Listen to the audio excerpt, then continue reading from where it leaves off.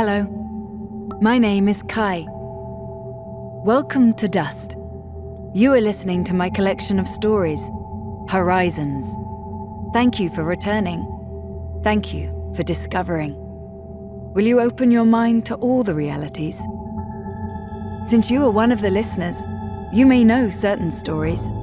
Blade Runner, Minority Report, Total Recall, A Single Visionary, Philip K. Dick. Today, I share with you his first publication, Entry 4, Beyond Lies the Wub. Find the thread, listen, and remember, there are many types of intelligence.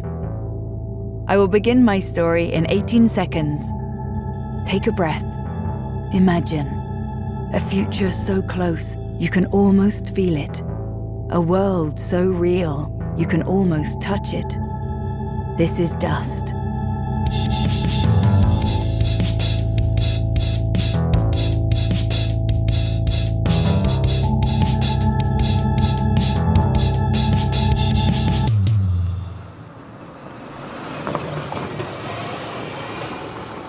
They had almost finished with the loading. Outside stood the Optus, his arms folded, his face sunk in gloom. Captain Franco walked leisurely down the gangplank, grinning. "What's the matter?" he said. "You getting paid for all this?" The Optus said nothing. He turned away, collecting his robes. The captain put his boot on the hem of the robe. "Just a minute.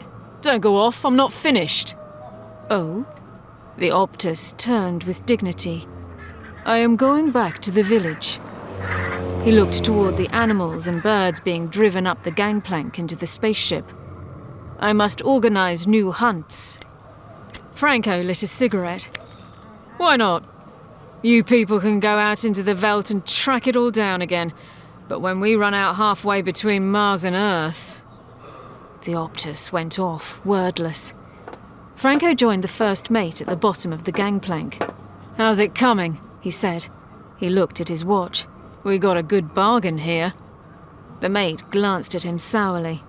"How do you explain that?" "What's the matter with you? We need it more than they do." "I'll see you later, Captain." The mate threaded his way up the plank, between the long-legged Martian go-birds, into the ship. Franco watched him disappear. He was just starting up after him, up the plank toward the port, when he saw it. My God! He stood staring, his hands on his hips. Peterson was walking along the path, his face red, leading it by a string. "I'm sorry, Captain," he said, tugging at the string. Franco walked toward him. "What is it?" The wub stood sagging, its great body settling slowly. It was sitting down, its eyes half shut. A few flies buzzed about its flank and it switched its tail. It sat. There was silence. "It's a wub," Peterson said. "I got it from a native for 50 cents. He said it was a very unusual animal, very respected." "This?" Franco poked the great sloping side of the wub. "It's a pig! A huge, dirty pig!" "Yes, sir, it's a pig. The natives call it a wub." "A huge pig? It must weigh 400 pounds. Franco grabbed a tuft of the rough hair. The wub gasped. Its eyes opened, small and moist. Then its great mouth twitched. A tear rolled down the wub's cheek and splashed on the floor. "Maybe it's good to eat," Peterson said nervously. "We'll soon find out," Franco said.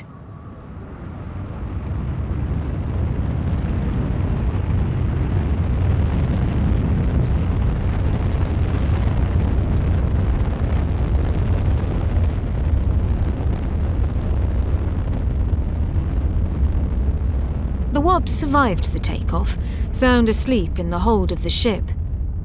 When they were out in space and everything was running smoothly, Captain Franco bade his men fetch the wub upstairs so that he might perceive what manner of beast it was.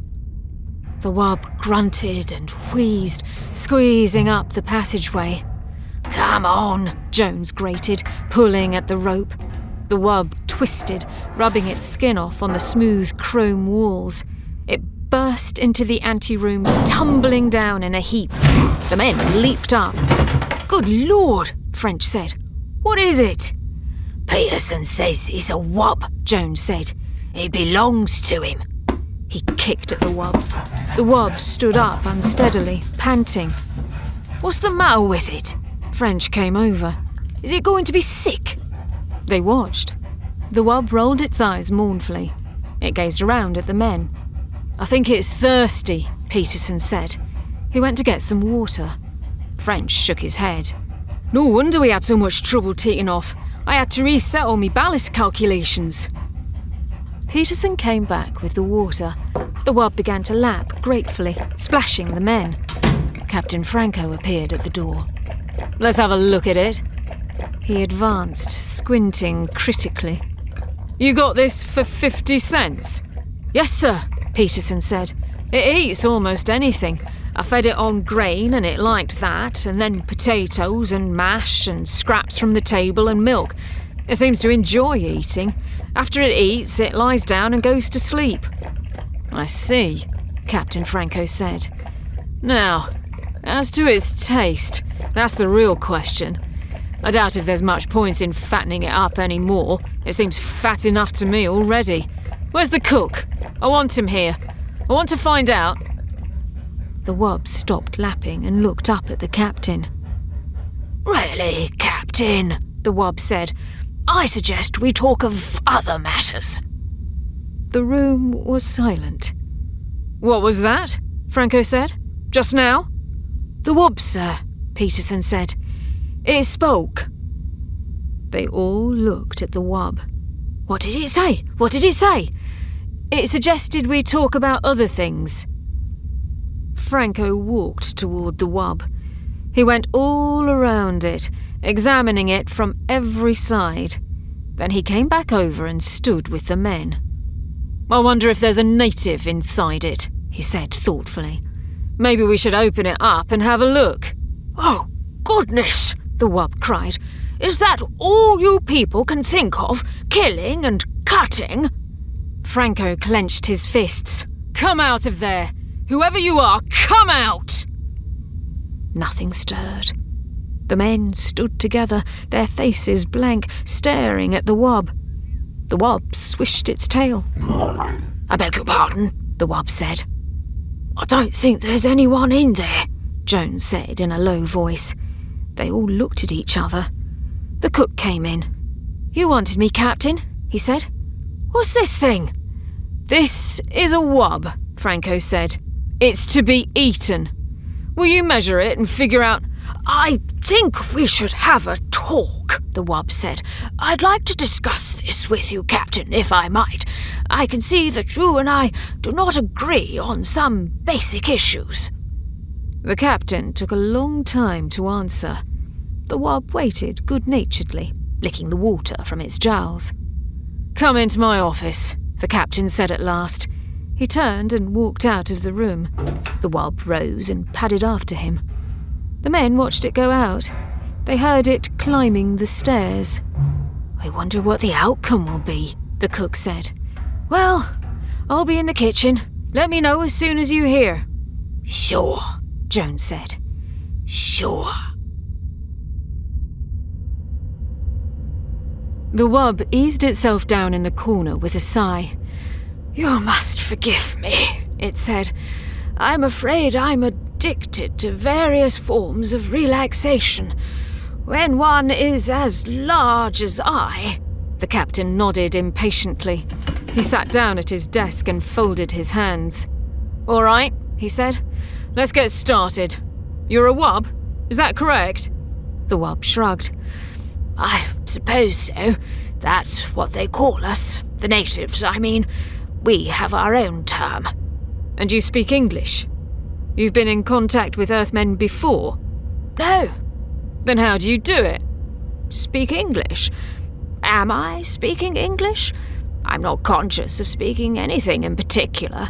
I examined your mind. My mind? I studied the contents, especially the semantic warehouse, as I refer to it. I see, the captain said. Telepathy, of course. We are a very old race, the wub said. Very old and very ponderous. It is difficult for us to move around. You can appreciate that anything so slow and heavy would be at the mercy of more agile forms of life.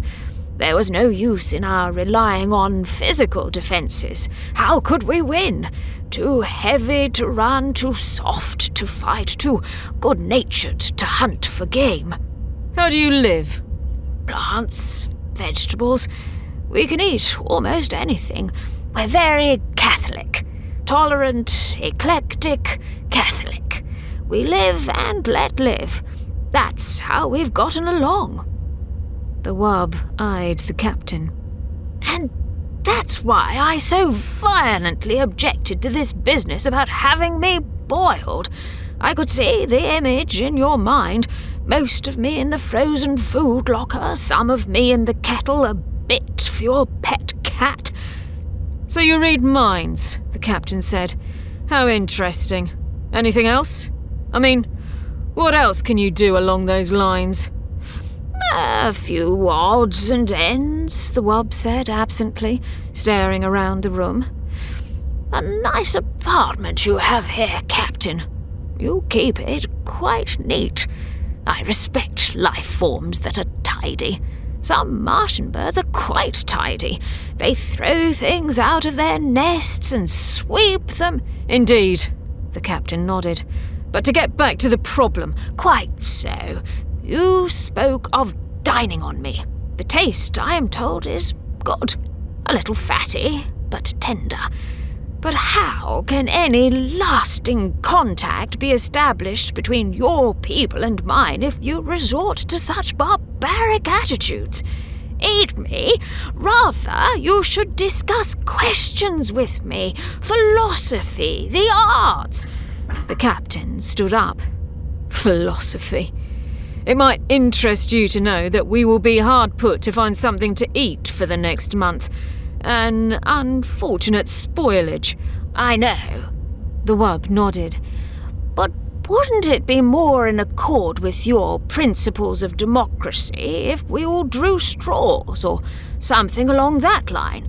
After all, democracy is to protect the minority from just such infringements. Now, if each of us casts one vote... The captain walked to the door. Nuts to you, he said. He opened his mouth.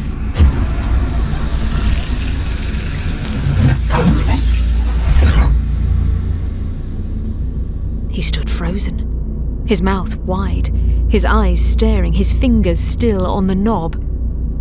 The wub watched him. Presently it padded out of the room, edging past the captain. It went down the hall, deep in meditation.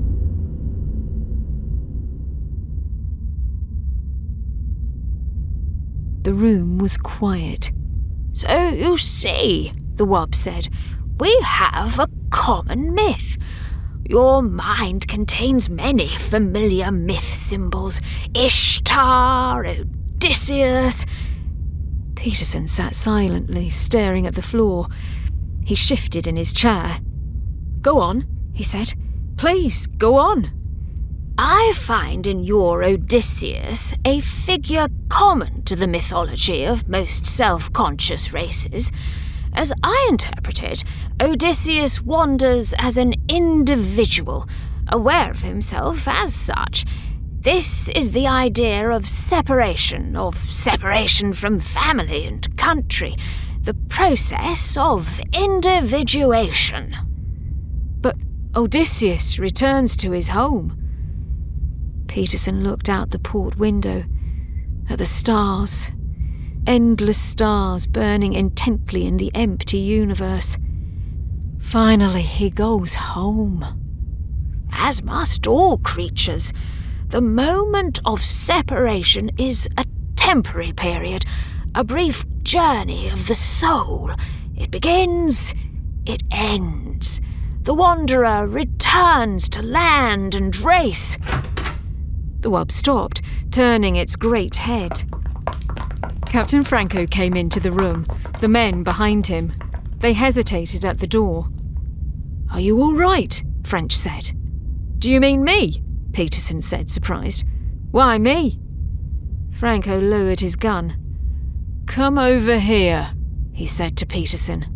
"Get up and come here." There was silence. "Go ahead," the wub said. "It doesn't matter." Peterson stood up. "What for?" "It's an order." Peterson walked to the door. French caught his arm. "What's going on?" Peterson wrenched loose. "What's the matter with you?" Captain Franco moved toward the wub.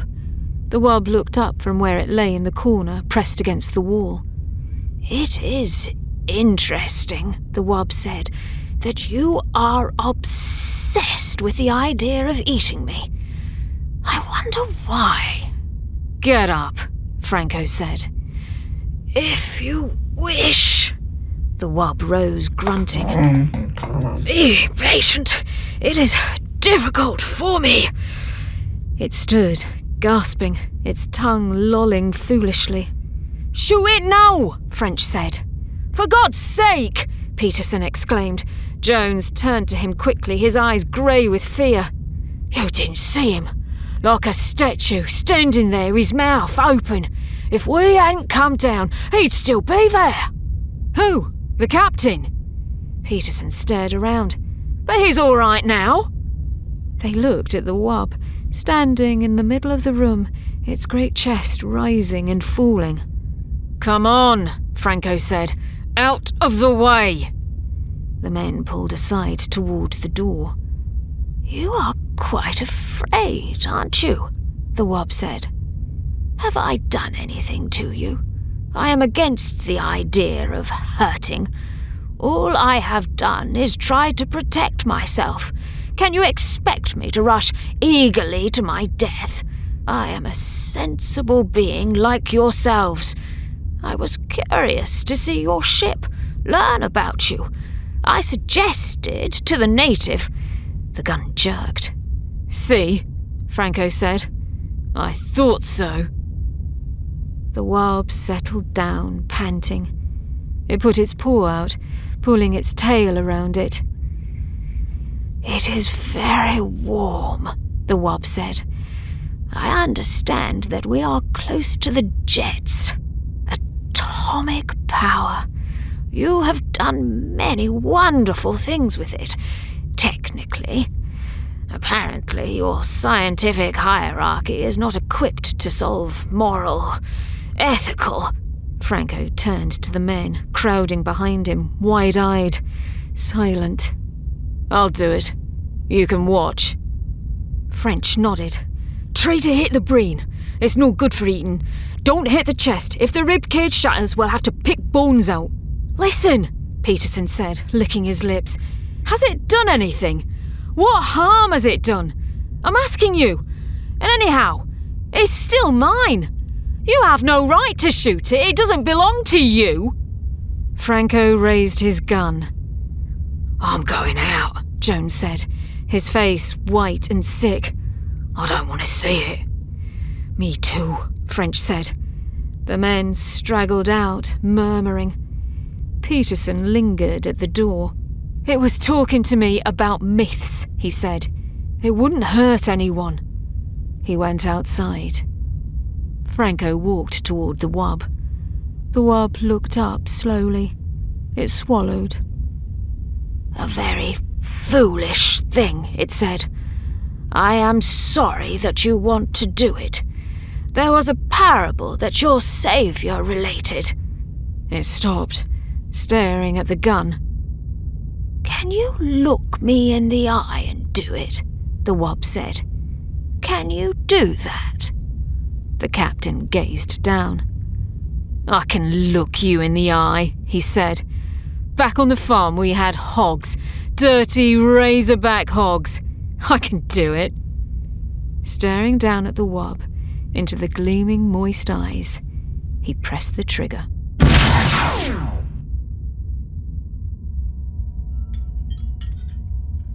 The taste was excellent. They sat glumly around the table, some of them hardly eating at all. The only one who seemed to be enjoying himself was Captain Franco. "More?" he said, looking around. "More? And some wine, perhaps?" "Not me," French said. "I think I'll go back to the chart room." "Me too." Jones stood up, pushing his chair back. "I'll see you later." The captain watched them go. Some of the others excused themselves. "What do you suppose the matter is?" the captain said. He turned to Peterson. Peterson sat staring down at his plate, at the potatoes, the green peas, and at the thick slab of tender, warm meat. He opened his mouth. No sound came. The captain put his hand on Peterson's shoulder. "It is only organic matter now," he said. "The life essence is gone." He ate, spooning up the gravy with some bread. "I myself love to eat. It is one of the greatest things that a living creature can enjoy. Eating, resting, meditation, discussing things." Peterson nodded. 2 more men got up and went out. The captain drank some water and sighed. "Well," he said, "I must say that this was a very enjoyable meal. All the reports I had heard were quite true. The taste of wob, very fine. But I was prevented from enjoying this pleasure in times past." He dabbed at his lips with his napkin and leaned back in his chair. Peterson stared dejectedly at the table. The captain watched him intently. He leaned over. "Come, come," he said. "Cheer up. Let's discuss things." He smiled. "As I was saying before I was interrupted, the role of Odysseus in the myths..." Peterson jerked up, staring. "To go on," the captain said. "Odysseus, as I understand him..."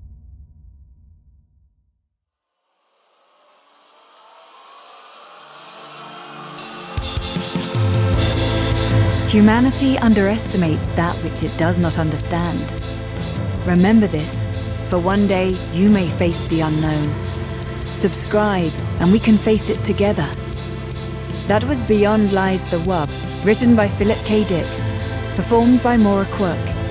This episode was directed and produced by Mark Holden at the Invisible Studios, West Hollywood. Dust is produced by Margaret Laney and Stephen Michael at Gunpowder and Sky. Subscribe to Dust for new sci-fi every week.